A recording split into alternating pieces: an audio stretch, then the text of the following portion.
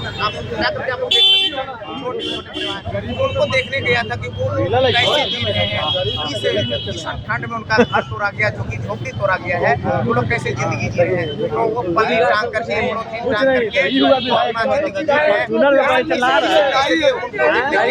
मैं देखा तो चावल दाल बना रहे थे, जो मांग करके कोई सहायता खा रहे थे, वो क्या कहते हैं, उन्हीं दुख दर्दों को मैं देखने गया था कि इस ठंड में छोटे-छोटे बच्चे हैं जो नीचे में से एक थोड़ा सा कपड़ा बिछाया होता है, उसमें बच्चे खेल रहे हैं, सो रहे हैं। माँ बाप जो है बड़े बुजुर्ग हैं वो कहीं पड़े हुए हैं, उन्हीं को उसका इम्पैक्ट आपको देखने गए। लोकतंत्र में बुलडोजर जैसी कार्यवाही का मैं घोर निंदा करता हूँ। तब आप कहेंगे कि तो अतिक्रमण कैसे हटेगा?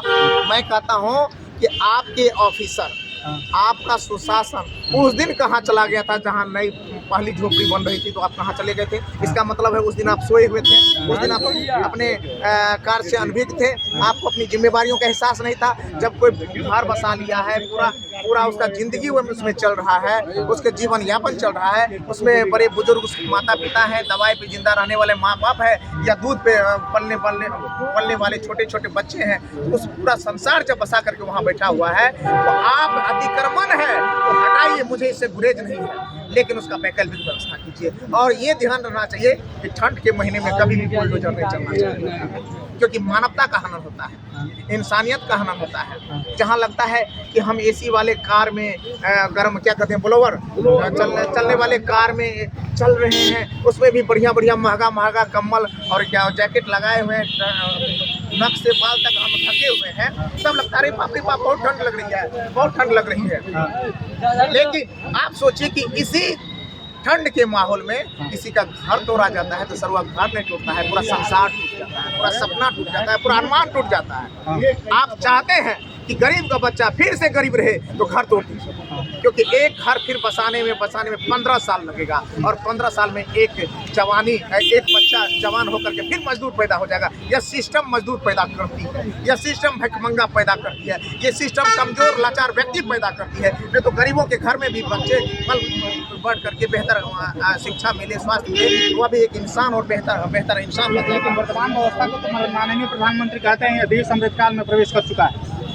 अगर प्रधानमंत्री ही का जुबान ही सुप्रीम कोर्ट के तरह दस्तावेज बन जाए कि अब उन्हीं के मुंह से निकला हुआ शब्द ही अभिलेख हो जाए और निचली अदालत उसको एविडेंस मान के कार्रवाई करने लगे, तो भैया हम लोग तो माथा पटक के सर पे ईंटा रख के चूड़ लेंगे अपना माथा को।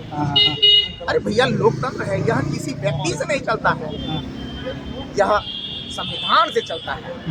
हजारों नहीं, लाखों नहीं, करोड़ों नहीं, अरबों लोगों का आस्था जुड़ा हुआ है इस सिस्टम में। तो आप और हम फलना बाबू ऐसे बोले, चिलना बाबू ऐसे बोले, फलना बाबू इस तरह का अगर मीडिया भी सवाल करता है तो मैं कहता हूँ आपको भी परहेज करना चाहिए। व्यक्ति विशेष को कभी तरजीह और तवज्जो को नहीं दिया जाना चाहिए, क्योंकि उससे लोकतंत्र का हत्या होता है और तानाशाही का जन्म होता है। अगर बार बार आप पूछेंगे फलना बाबू ऐसे बोले, फलना बाबू ऐसे बोले, फलना बाबू ऐसे बोले, अरे फलने बाबू को सुनना है तो एविडेंस है क्या? वो वही लकीर का फकीर है क्या? संविधान है क्या?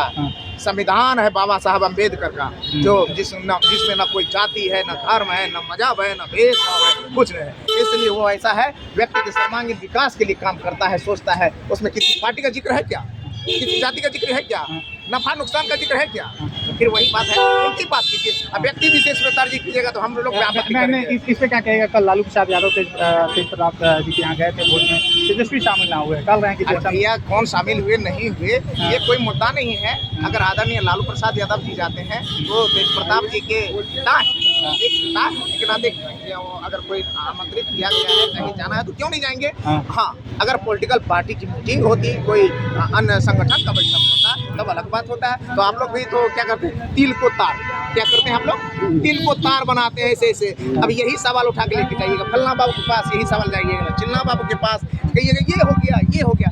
अरे भैया इन छोटे छोटे चीज़ों पे नहीं, लोकतंत्र को मजबूत करने वाला, गरीब गुरुओं को मजबूत करने वाला, व्यवस्था को सुदृढ़ करने वाला सवालों को लेकर यहाँ वहाँ चाहिए। चलिए बहुत बहुत धन्यवाद। तो आप देख सकते हैं हमारे साथ महिषी विधायक यहाँ से मौजूद हैं, सड़कों पर आगे की तरह से नज़र आ रहे हैं। यहाँ पर सड़कों पर देखिए सेल्फी लेकर लोग नजर आ रहे हैं। बात की जाए सामान परिधान है, यहाँ पर ज़्यादा लोग देख सकते हैं चप्पल पहनकर जिस दिशा में वहाँ पर